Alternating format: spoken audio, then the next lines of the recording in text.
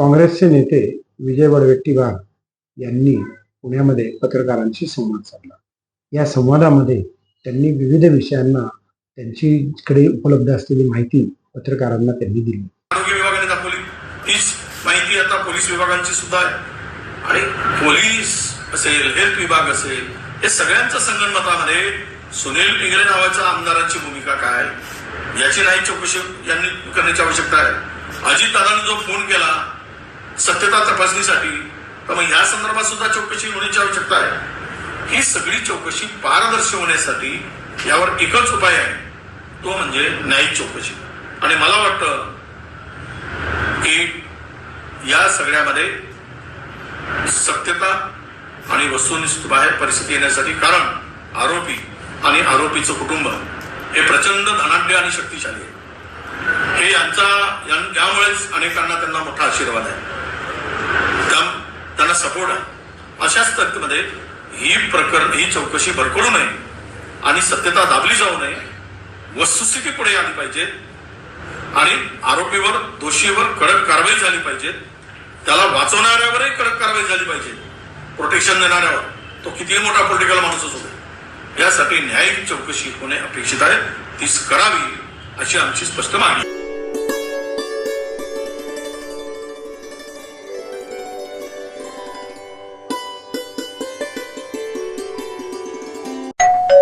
अहो उठा ना, ऑफिसला नाही का जायचं? अगं मला आज फ्रेशच वाटत नाही, काही करायची इच्छाच नाही. अहो मग तुम्ही आजपासूनच न्यू युनायटेड फार्मसीचे गुड मॉर्निंग चूर्ण घेणं सुरू करा. अपचन, मलावरोध, बद्धकोष्ठ, आम्लपित्त आणि पोटाच्या तक्रारींवर खात्रीशीर आयुर्वेदिक उपाय. गुड मॉर्निंग चूर्ण. 35 वर्षांपासून सगळ्यांच्या पसंतीचे गुड मॉर्निंग चूर्ण औषधांच्या प्रत्येक दुकानात मिळते.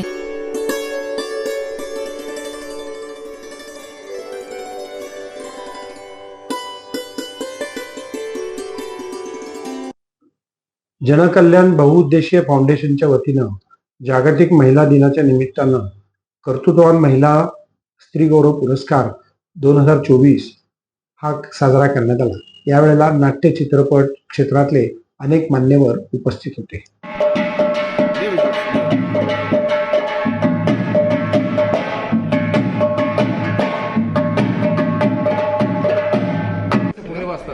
आणि तुम्हा सगळ्यांना सलामी आता देण्याचं पाचांगे झालं.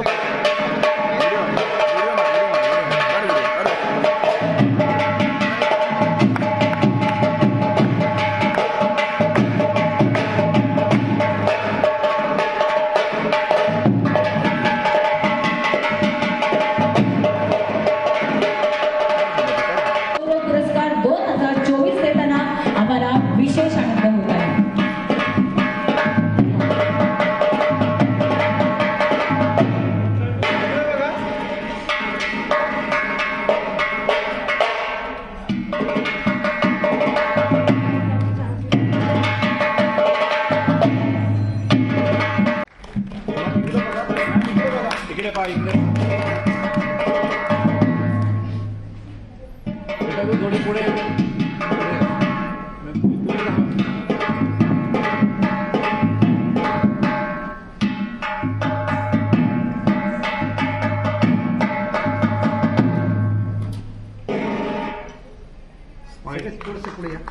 सर्टिफिकेट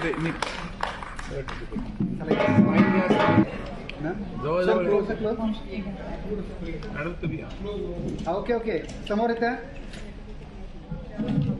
फोर्डचा डाऊन करा, खाली घ्या. ट्रॉफी खाली घ्या. 1 मिनिट.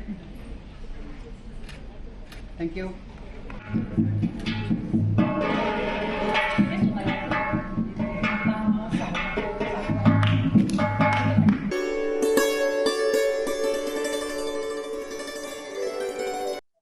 पुण्यातील हिट अँड रन अगरवाल प्रकरणामध्ये ससूनचे डीन विनायक काळे यांनी माहिती दिली. त्यांच्या कार्यालयातली आणि त्यांच्या रुग्णालयातली त्यांच्या अधिष्ठितेखाली असलेल्या काही कर्मचाऱ्यांना पोलिसांनी अटक केली आणि निलंबित केलं. हा नेमका घटनाक्रम काय आहे, कसा आहे याची त्यांनी दिलेली ही माहिती. त्या स्वरूपामध्ये वैद्यकीय अधिकारी या पदावर कार्यरत असल्याने त्यांची सेवा जी आहे ती मी 28/5/2024 समाप्त केलेली आहे, म्हणजे त्यांना टर्मिनेट केलेला आहे.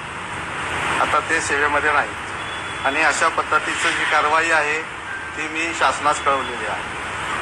आणि तिसरा जो आमचा कर्मचारी आहे अतुल घटकांबळे म्हणून, तो जो पूर्णवेळ आहे आणि तो शासकीय सफाई कर्मचारी आहे, त्याला मी निलंबित केलेला आहे, सस्पेंड केलेला आहे. तो अधिकार अधिष्ठातांना असतो वर्ग 4 कर्मचारी असल्या कारणाने, आणि त्याला सस्पेंड करून तशा पद्धतीची कारवाई आम्ही केली की मी शासनाला कळवलेलं आहे.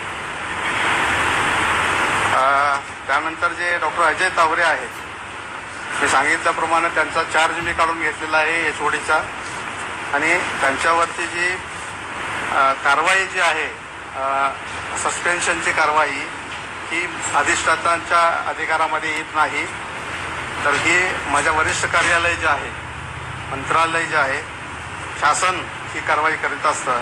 आणि म्हणून अशा प्रकारे त्यांच्या निलंबनाचा जो प्रस्ताव आहे तो आम्ही शासनाकडे पाठवलेला आहे. तर ही साधारणतः असं हे प्रकरण होतं.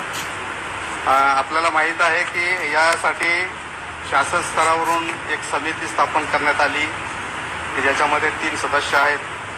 आणि ही समिती जी आहे ही डॉक्टर पल्लवी सापळे, अधिष्ठाता ग्रँड शासकीय वैद्यकीय महाविद्यालय व सर जजी समूह रुग्णालय मुंबई यांच्या अध्यक्षतेखाली ही समिती स्थापन करण्यात आलेली आहे.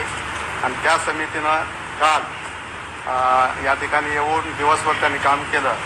अनेक ते जी काही त्यांचा तपास होता तो पूर्ण करून ते मुंबईला गेलेले आहेत. ही साधारणतः मला समितीबद्दलची माहिती आहे. या प्रकरणाबद्दलची जी काही माहिती आहे मी तुम्हाला सांगितली. ते प्रकरणामध्ये आरोपपत्र दाखल केलेले आहे, अटक करण्यात आलेली असल्या कारणाने जी काही कारवाई करणं अपेक्षित आहे अधिष्ठाता स्तरावरती, ती कारवाई काय केली या कर्मचाऱ्यावरती मी तुम्हाला सगळं सांगितलेलं आहे. तर मला या निमित्तानं एवढंच सांगायचं होतं.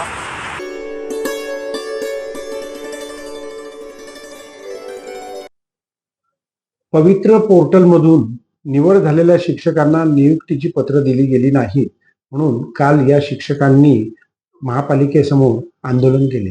या पवित्र पोर्टलमधून नेमकी कशा प्रकारे नियुक्ती आणि त्याचा नेमका काय विषय आहे याविषयी माजी नगरसेवक विरोधी पक्षनेता उज्ज्वल केसकर यांनी दिलेली ही माहिती. पवित्र पोर्टलमधनं पुणे महानगरपालिकेमध्ये नियुक्ती मिळालेल्या शिक्षकांना नियुक्तीची पत्रे दिले नाहीत म्हणून काल त्यांनी आंदोलन केलं. याची पार्श्वभूमी अशी आहे, प्रशासन त्यांना आता नियुक्तीची पत्रे देऊ शकत नाही, कारण यापूर्वीच्या शिक्षण अधिकारी यांनी महानगरपालिकेची फसवणूक केली.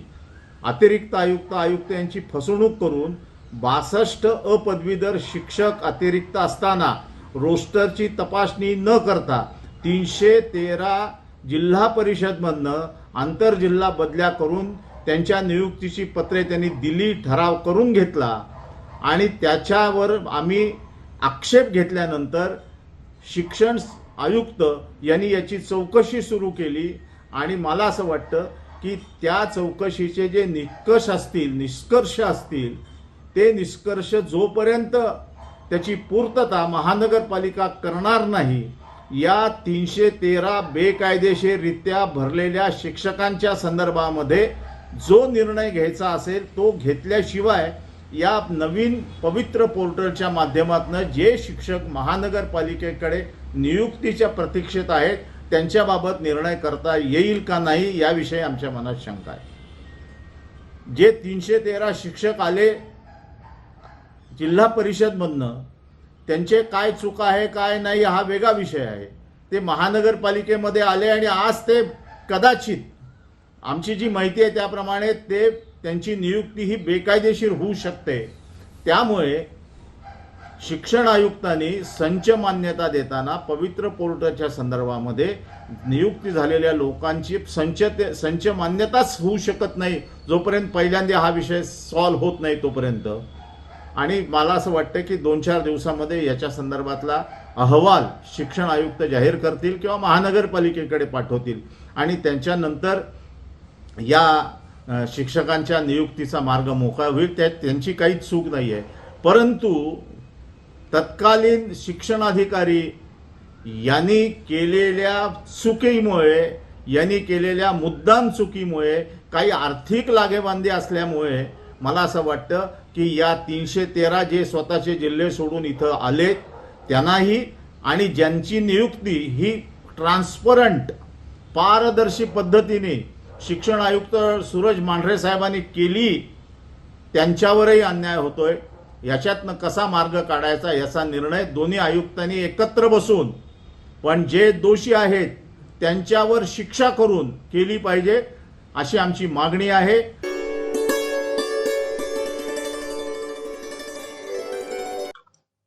नमस्कार प्रेक्षको, सी न्यूज पुणे वृत्तदर्शन संपादकीयमधून मी डॉक्टर शैलेश.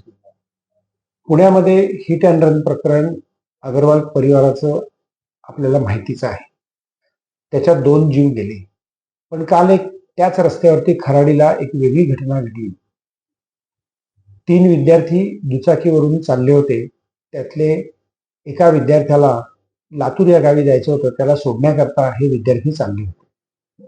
याच वेळेला भारत बेन्झ कंपनीचा एक डंपर मागून आला आणि या विद्यार्थ्यांना चिरडलं. त्यातला एक विद्यार्थी वाचला आणि 2 जागेवरती मृत्युमुखी पडले. सिग्नल वरती ते विद्यार्थी उभे होते. लाल दिवा लागलेला होता. अशा वेळेला तो ट्रक आला आणि त्यांना फरफटत नेलं आणि त्यांचा देहाचा पूर्ण त्या ठिकाणी चिंदामिंदा झाला, असा शब्द वापरताना खूप दुःख होतं. पण ही वस्तुस्थिती आहे. या सर्व गोष्टींकडे जर आपण पाहायला गेलं तर पुण्यातले सिग्नल हे किती सदोष आहेत हे आपल्या ध्यानात येऊ शकतं. सिग्नल, लाल, पिवळा आणि हिरवा दिवा या 3 गोष्टींवरतीच आपण सध्या लक्ष केंद्रित करतो. पण जो पादचारी आहे, ज्याला एका ठिकाणाहून दुसऱ्या ठिकाणी जायचंय, त्या सिग्नलच्या जिथे खांब असतो त्याच्यावरती एक दिवा लावावा लागतो की जो खाली पेडेस्ट्रेशन करता प्रकाशात दिसू शकेल. आणि त्या ठिकाणी जर रस्त्यावरनं माणूस जात येत असेल तर तो त्या वाहन चालकाला दिसला पाहिजे, त्यांना ब्रेक मारून तो थांबवला पाहिजे. आता विचार करा, काळोख आहे, सिग्नल आहे म्हणून ही मुलं थांबली, पण त्यांच्यावरती जर प्रकाश झोत असता तर ट्रक चालकाला ही मुलं दिसली असती. ही मुलं दिसली नाहीत कारण ब्रेकवरती पाय नसेल आणि दोन्ही पाय खाली केले असतील. ब्रेकला पाय दिला तरच लाल दिवा लागतो. हा सगळा एकंदर घटनाक्रम पाहिला असताना पुण्यामध्ये अपघात असेच घडतात. यामध्ये नेमकं दोषी कोण? सिग्नल दोषी का, महापालिका दोषी? कारण सिग्नल ही यंत्रणा पुणे महानगरपालिका चालवते, पण ते ऑन ऑफ करायचे अधिकार त्या ठिकाणच्या पोलिसला असतात. म्हणजे त्या ठिकाणची जी पोलीस चौकी असते त्या पोलीस चौकीतल्या अधिकाऱ्याला किंवा जो ट्रॅफिकचा हवालदार असतो त्याला ते अधिकार असतात. पण वरून सिग्नल लावत असताना खाली उजेड पडायला पाहिजे, ही केवढी गंभीर त्रुटी आहे. तुम्ही बातमीपत्र पाहिल्यानंतर काही सिग्नलचा अभ्यास करा, म्हणजे तुम्हाला कळेल. पाहत रहा सी न्यूज पुणे वृत्तदर्शन.